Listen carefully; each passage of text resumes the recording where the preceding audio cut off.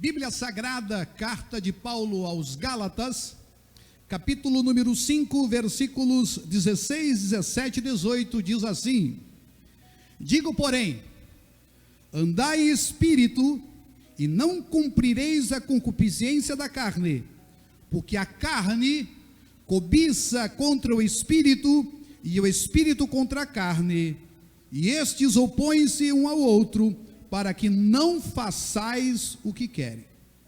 Mas, se sois guiados pelo Espírito, não estás debaixo da lei. Ore comigo. Deus, obrigado pela leitura da tua palavra, e obrigado, meu Deus, por esse momento tão especial de reflexão que estamos aqui, Pai, prontos para fazer. Abençoa todos que nos acompanham, e abençoe, meu Deus, que esta palavra tenha o curso que tu desejas no coração de todos que nos acompanham aqui presencialmente, que ainda vão estar entrando em contato com este conteúdo. Em nome de Jesus Cristo eu te peço e eu te agradeço. Muito obrigado. Amém. Graças a Deus. Queridos, vocês podem se assentar. Vou pedir também a licença aqui para me assentar e nós iniciarmos a nossa reflexão nesta noite. Semana passada descobrimos, entendemos, aprendemos que o viver na carne tem a ver com as estratégias que criamos em nossa alma a partir dos nossos instintos e gerenciados pela nossa alma, para que nós possamos dar conta das demandas que, de fato, nos são apresentadas no dia a dia, e que nós somos, então, regulados, que nós somos doutrinados, que nós somos condicionados dentro de regras sociais. Isso tem a sua importância, isso tem o seu valor, mas a Bíblia Sagrada chama isso de o viver na carne, o viver a partir dessas estratégias que eu já falei, para dar conta às demandas que nós precisamos dar conta em nossa vida. E que o apóstolo Paulo, lá no livro de Filipenses, capítulo número 3, versículo 4 a 10, ele diz que essas estratégias que ele criou, baseado na lei, ele considerava como esterco, a fim de que ele pudesse conhecer a Cristo. Então, o viver no Espírito, eu só estou fazendo uma rápida menção e uma lembrança daquilo que aprendemos a semana passada. O viver no Espírito é essa vida que é promovida pelo Espírito Santo de Deus dentro de nós. Nós nascemos de novo, e a partir dessa nossa nova vida, nós vamos abandonar essas estratégias da carne, essas estratégias da nossa alma, e vivermos a partir agora da palavra de Deus e das orientações de Deus. É isso que nós aprendemos. E nós também aprendemos, é importante para fazer o link, a ligação com aquilo que vamos aprender hoje, que a fonte de toda a religiosidade nasceu no Éden. Porque o que o homem tentou fazer no Éden não foi algo ruim. A gente esquece muitas vezes que a árvore que Deus colocou lá e que foi proibida é a árvore do conhecimento do bem e do mal. Então não é o ramo apenas do mal, é o ramo também que a gente acha que está fazendo o bem. Foi achando que eles poderiam, a partir deles, fazer alguma coisa que pudesse produzir semelhança com Deus, ser parecido com Deus, é que eles caíram, é que eles pecaram. Então, essas estratégias que nós muitas vezes criamos, acabam por nos impedir de avançar na nossa espiritualidade, e às vezes, como diz o apóstolo Paulo no livro de Gálatas, e que se você ler o livro de Gálatas todo, você vai entender isso de maneira muito bem, muito clara. Às vezes nós começamos pelo Espírito e acabamos pela carne. Por quê? Porque nós nascemos de novo, aceitamos a Cristo como Senhor e Salvador da nossa vida, mas quando vamos nos manifestar na vida, nos manifestamos a partir das estratégias, das elaborações, dos conceitos que trazemos da nossa carne, do nosso jeito de entender a vida, e não do jeito de Deus de entender a vida. E aí, muitas vezes, as pessoas acabam entendendo equivocadamente quais foram as intenções de Deus para fazer determinadas coisas que a gente viu acontecer lá no Antigo Testamento, que segundo o livro de Hebreus, são sombras de bens futuros que nós haveríamos de viver e que estamos vivendo hoje. E aí eu vou perguntar para você, para nós começarmos então efetivamente a nossa reflexão de hoje, o que Deus desejava quando Ele entregou a lei a Israel. Eu vou perguntar e você vai me responder. Eu vou te perguntar bem sucintamente e você me responda.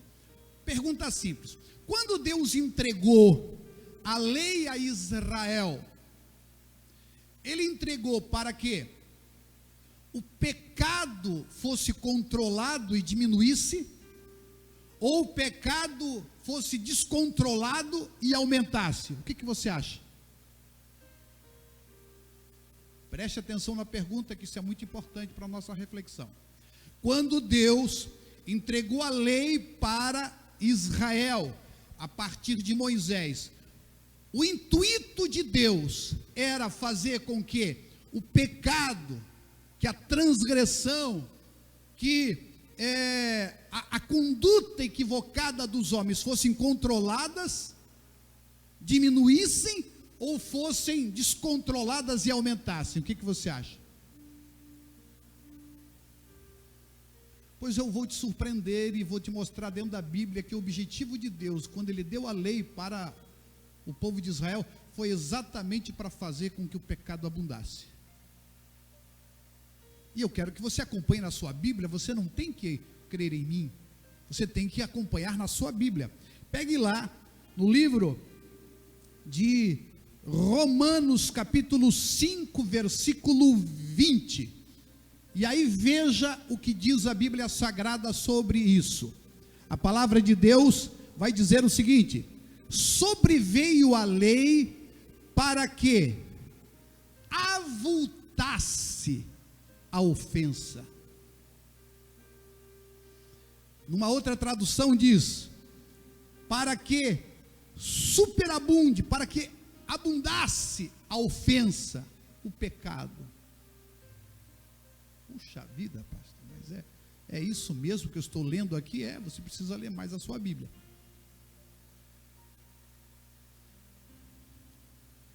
O objetivo de Deus, olha só, quem está falando isso é o apóstolo Paulo. A palavra avultasse, ali na revista atualizada, é pleonazo. A palavra pleonazo no original grego quer dizer superabundar, existir em abundância, crescer, ser aumentado, fazer crescer algo em alguém ou alguém em algo. Aí você vai perguntar para mim: mas por que Deus fez isso? Porque Paulo está falando aqui. Por que Deus daria a lei ao seu povo, a Israel, para ver o pecado aumentar? Segundo o texto de Romanos 5:20, aumentar. Porque o ser humano tem a tendência de crer que é bom o suficiente. Confie em sua justiça própria. O Senhor deu para nós entendermos definitivamente que não temos poder em nós para cumprir a lei. Para que, a partir do povo que ele escolheu, e a gente olhasse para eles e visse todo o sofrimento, as quedas, as lutas que eles enfrentaram, as incontáveis vezes que eles foram entregues nas mãos dos seus inimigos, foram mortos, foram destruídos várias vezes, foram mandados em exílio, toda aquela história para provar para mim e para você que a lei, que as regras religiosas não dão conta da nossa vida. Alguém pode dizer, mas pastor, a lei ela é, como disse Paulo, né? A lei é santa, justa e boa. Paulo diz que a lei é santa, justa e boa, e nós já aprendemos o que é uma coisa santa, justa e boa. O que é uma coisa perfeita, irmãos? A lei é espiritual, Paulo fala isso. O que é uma coisa perfeita? É algo que alcança o seu propósito.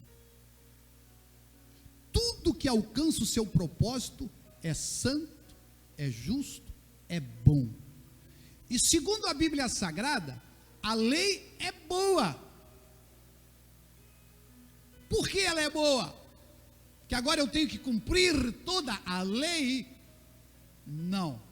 É porque agora eu entendo que a lei foi dada por Deus, um Deus bom, justo, perfeito, para fazer eu entender que na minha carne, nas minhas condições, eu não posso de forma alguma agradar a Deus. É só a partir de um novo nascimento, e como diz o livro de Hebreus, sobre outra égide, sobre outra lei, a lei da liberdade, a lei do amor. Não tem mais a ver com os preceitos da lei, tem a ver com esse novo nascimento. Tem a ver que quando você olha para Israel, toda a história de Israel, que é sombra, diz a Bíblia, e você vê eles lá, a luta deles, a dificuldade de obedecer, obedece aqui, obedece ali, aí de repente tudo vai por água abaixo. O Senhor quer nos fazer entender isso. Entendam ao ler a Bíblia, que não é pela lei e nem por regra nenhuma religiosa. E agora aqui, meu irmão, eu vou dizer, porque tem pessoas que estão fazendo uma cruzada contra a lei de Moisés. Não, eu estou mostrando que nenhuma regra religiosa, nenhuma lei religiosa, seja ela que for, pode ser até inventada ou produzida no meio pentecostal, não dá conta da carne. Não dá conta de você se aperfeiçoar em Deus. Isso é ação de Deus, é ação do Espírito Santo de Deus.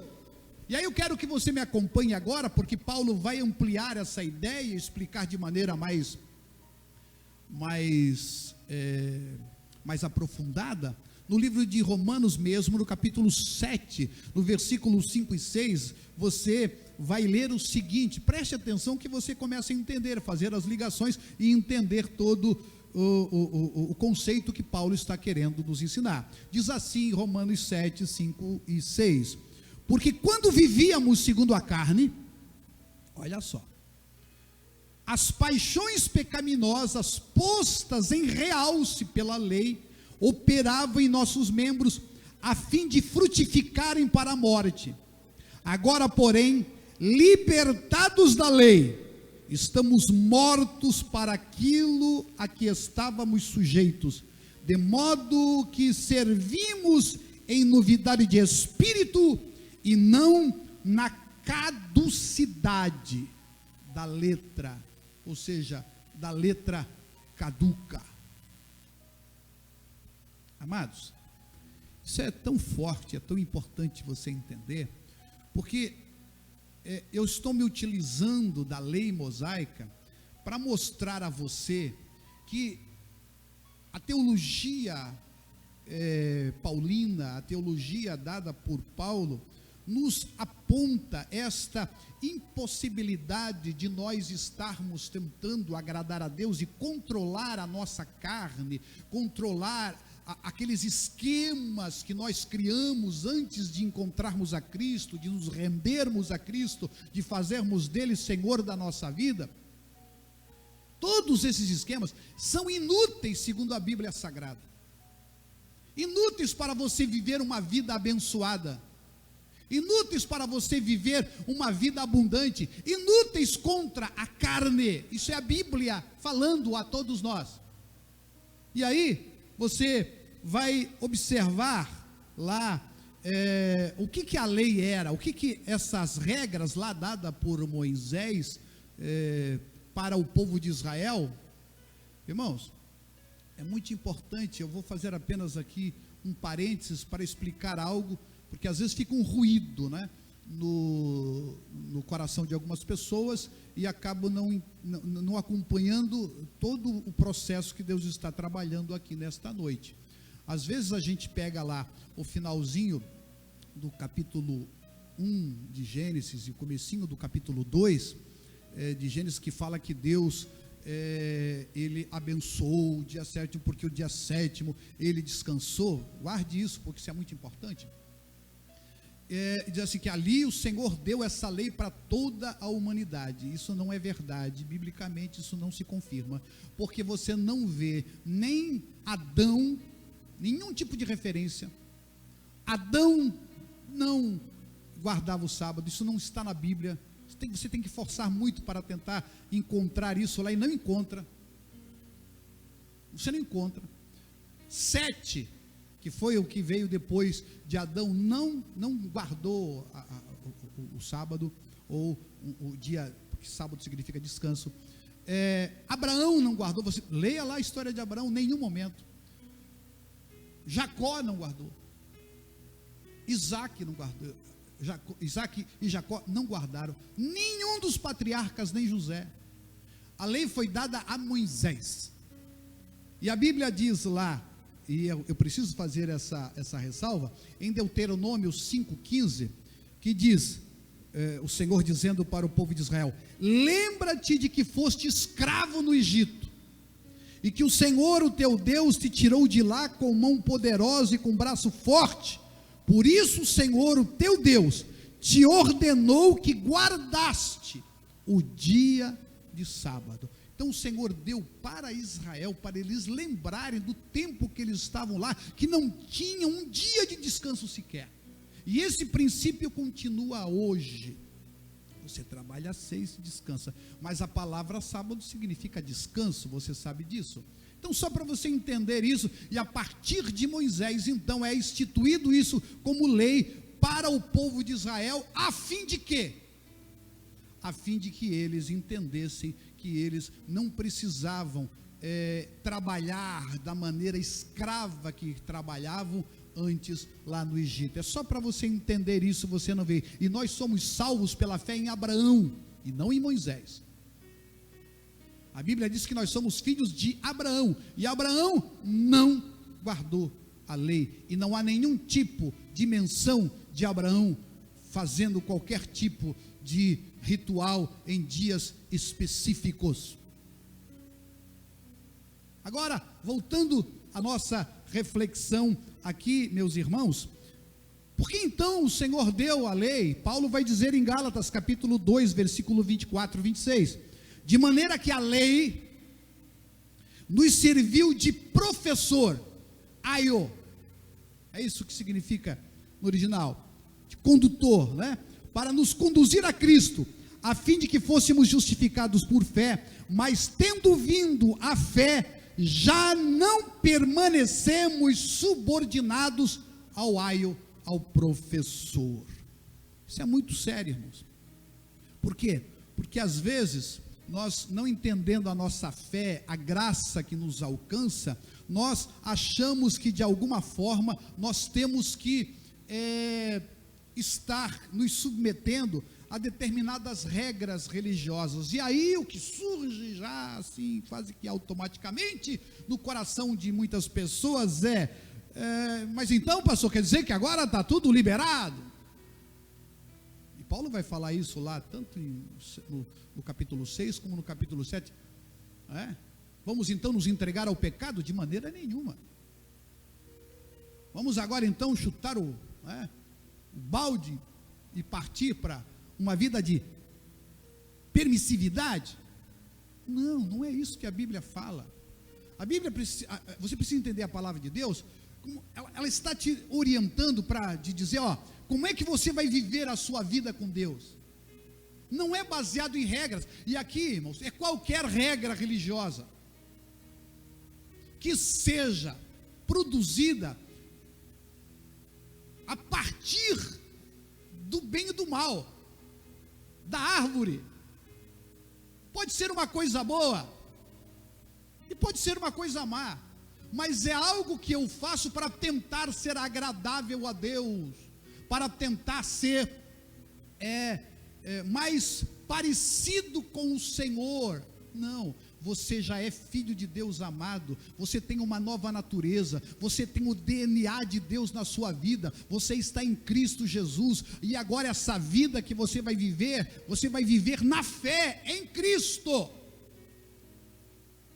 E aí, meu irmão, a Bíblia vai dizer ainda mais nessa questão, para você entender qual é o objetivo da lei, que era só nos conduzir e nos mostrar Jesus Cristo, para que nós nos livrássemos desse tipo de ideia equivocada, que é, eu vou a partir de mim, e a partir das minhas elaborações, e da força da minha carne, tentar agradar a Deus. A Bíblia diz lá em 1 Coríntios, capítulo 15, versículo 56, o aguilhão da morte é o pecado, e a força do pecado é a lei. É a lei que é a força do pecado. O que ele quer dizer com isso? E em outros textos vai vir dizer, a gente já não tem mais tempo para aprofundar nisso.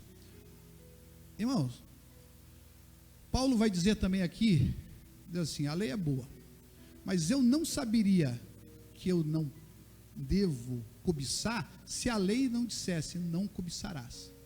Então, o que é que acontece quando você fixa a sua espiritualidade nas regras, nas leis? O que acontece? Meu irmão, isso apenas suscita ainda mais condenação, porque a partir desse tipo de concepção, ou esse tipo de comportamento, você não dá conta, você nunca deu e nunca vai dar. Por isso que a nossa vida é um mergulho na graça, é um mergulho na misericórdia de Deus, é o estarmos em Cristo e confiarmos no que Ele fez. E agora, tudo que eu vou fazer não tem a ver com aquilo que eu vou fazer, ou com o que Deus vai ver em mim, para que eu seja agradável a Ele. Porque quando Deus olha para nós, Ele vê o seu filho, não vê a sua religiosidade, Ele não vê você simplesmente com as suas dificuldades, os seus erros, os seus pecados.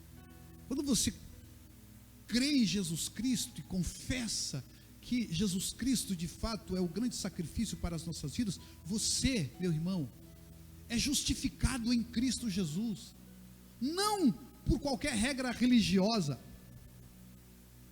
não é por regras religiosas. E Paulo vai fazer uma dissertação em Colossenses, que eu gosto demais, irmãos.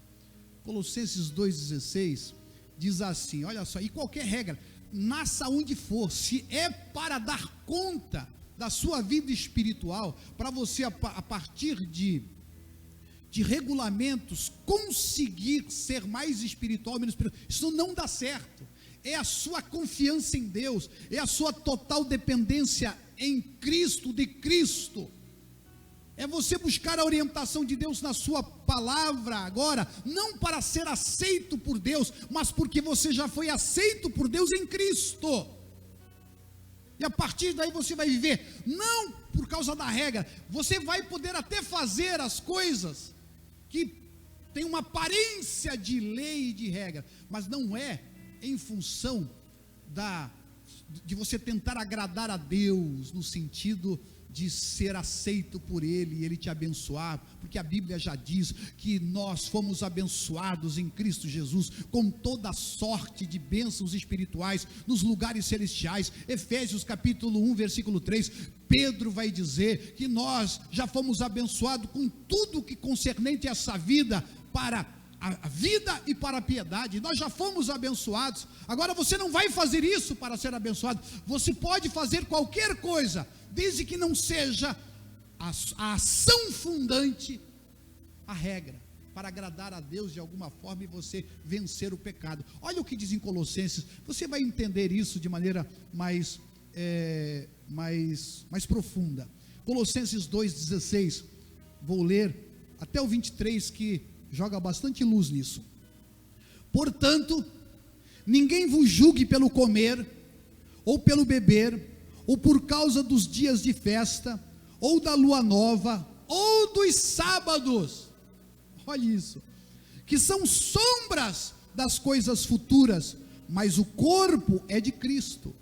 Ninguém vos domine a seu bel prazer, com pretexto de humildade e culto dos anjos, metendo-se em coisas que não viu, estando debalde inchado na sua carnal compreensão, e não ligado à cabeça, do qual todo o corpo, provido e organizado pelas juntas e ligaduras, vai crescendo em aumento de Deus. Se pois estáis mortos com Cristo quanto aos rudimentos do mundo, porque vos carrego a ida de ordenanças, como se vivesseis no mundo, tais como: não toques, não proves, não manuseies, as quais coisas todas perecem pelo uso, segundo os preceitos e doutrinas dos homens, as quais têm, na verdade, alguma aparência de sabedoria, em devoção voluntária, humildade e em disciplina do corpo, mas não são de valor algum,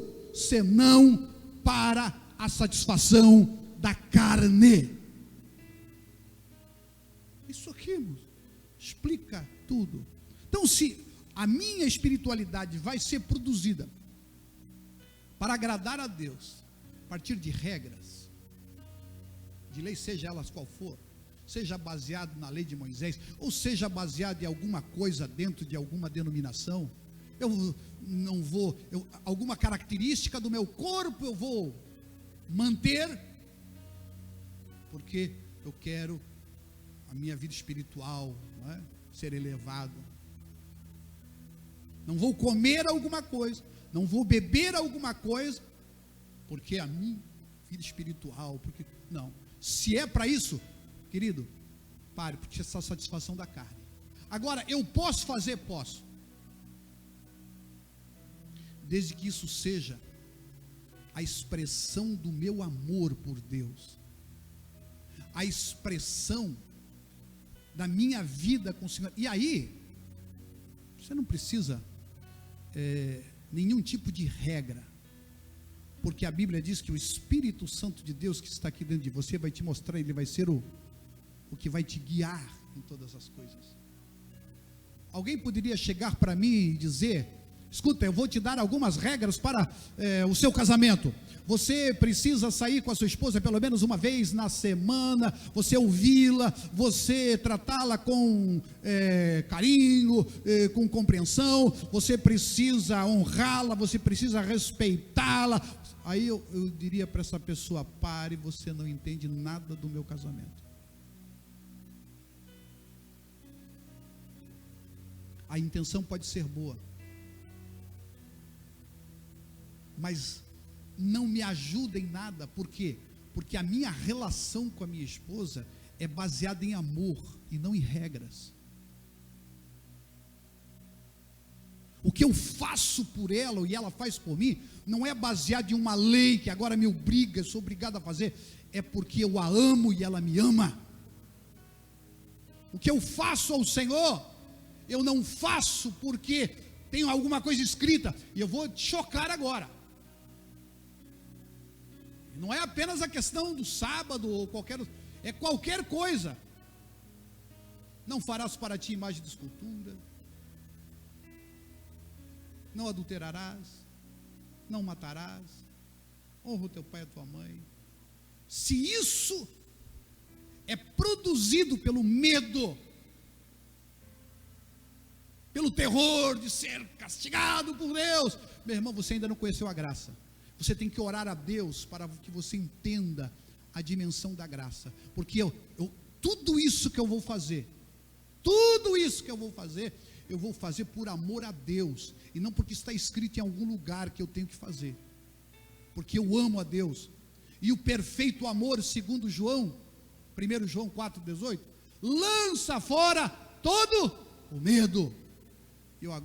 Eu vou me relacionar com Deus, não pelo medo, mas pelo amor. E agora eu posso separar um dia, 2, um mês para o meu Deus, posso e devo, porque isso é expressão do meu amor ao Senhor. Mas isso não significa que eu sou mais filho de Deus ou menos filho de Deus, ou se é algum tipo de marca que o Senhor estabeleceu para mostrar que quem é quem. Isso é religião.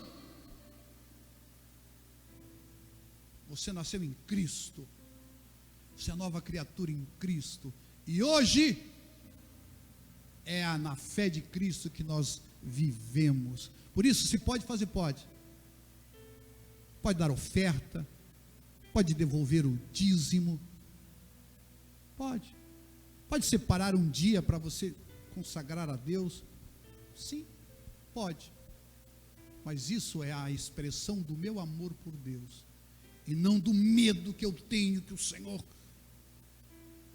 pese a mão sobre mim. E aí pode ser do jeito que o seu amor sincero te comandar. Isso é o que vai te ajudar na tua vida espiritual, não o medo, não o terror, não aquela expectação de ira. Isso não é amor, isso é religião. Em nome do Senhor Jesus, quero orar com você agora, e que isso seja claro no seu coração. Que Deus abençoe você, que isso entre no seu coração e faça a obra que precisa fazer na sua vida, para que você viva em espírito, a partir do amor e a partir da direção do Espírito de Deus e da sua palavra. Deus eterno Pai, obrigado por esta oportunidade, por esta reflexão. Abençoa, meu Deus, todos os meus irmãos que aqui estão e aqueles que estão me ouvindo, para que eles, de fato, Pai, vivam esta vida na fé em Cristo Jesus, não por medo, não, Senhor, por terror, porque estão coagidos por alguma regra, por alguma lei, mas que toda manifestação da minha vida, seja ela qual for, seja baseado no amor a Deus e no amor às pessoas que me cercam. Em nome de Jesus Cristo eu te peço e eu te agradeço. Muito obrigado. Amém. Graças a Deus.